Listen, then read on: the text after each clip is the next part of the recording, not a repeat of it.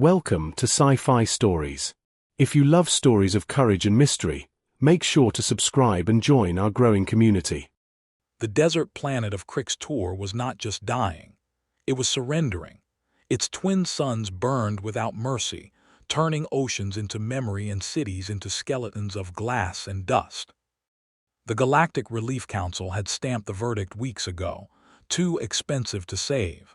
Evacuation complete. Case closed, except the universe rarely closes its cases neatly. Private James Cooper hadn't planned to become a footnote in planetary extinction. His cargo transport had spiraled out of the sky in a streak of fire, scattering supply crates across dunes that swallowed metal like sand swallowing secrets. Rescue ETA, 4 days. Water supply 1 canteen. Hope supply debatable. 6 hours into the furnace he heard it. Please sir, just 1 sip. The voice was small, fractured. James turned toward the ruins of a collapsed habitation dome and saw him. A dragon child, no bigger than an 8-year-old human. His scales were supposed to shimmer in vibrant hues. Instead they were cracked gray, peeling like paint under relentless heat. Wings drooped, golden eyes dimmed to the color of fading embers. "Where are your parents, kid?" James asked softly. "Evac ship," the dragon whispered. "No room for me, too big." He tried to smile. It broke halfway. "Come back for me," he said, like it was a promise he was still trying to believe. James looked down at his canteen, half full. Mathematically, that meant survival. Emotionally, it meant choice. He unscrewed the cap. "Take it," he said. The dragon blinked. "Just a sip, all of it."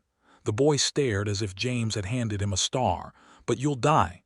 "Maybe," James shrugged. "But you definitely will." The dragon drank, not greedily, desperately. Every gulp sounded like rain hitting dry earth. James felt the weight of that decision settle in his bones. 4 days without water, maybe 2 before collapse. But the kid's scales began to shift, gray melting into faint blue, like dawn remembering how to exist. "Why?" the dragon asked.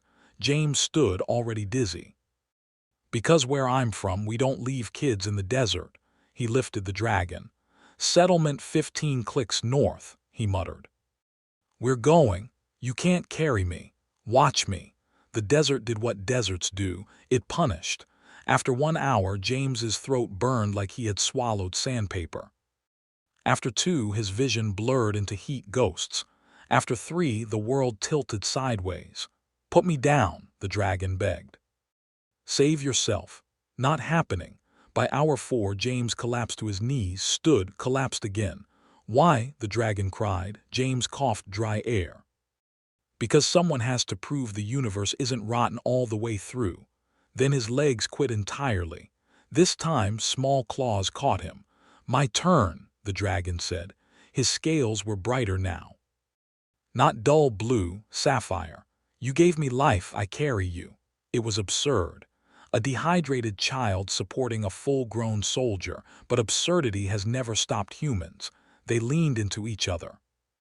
1 step, then another. 2 broken creatures moving north like a stubborn rumor that refused to die. 12 hours later, a rescue frigate spotted 2 heat signatures where there should have been none. Medics pried them apart. James was unconscious. The dragon refused to release him. "Minutes from death," the doctors said later. Reckless. Illogical. 3 days after that, James opened his eyes in a sterile recovery bay. The first thing he saw was blue. Brilliant sapphire scales, golden eyes fully lit.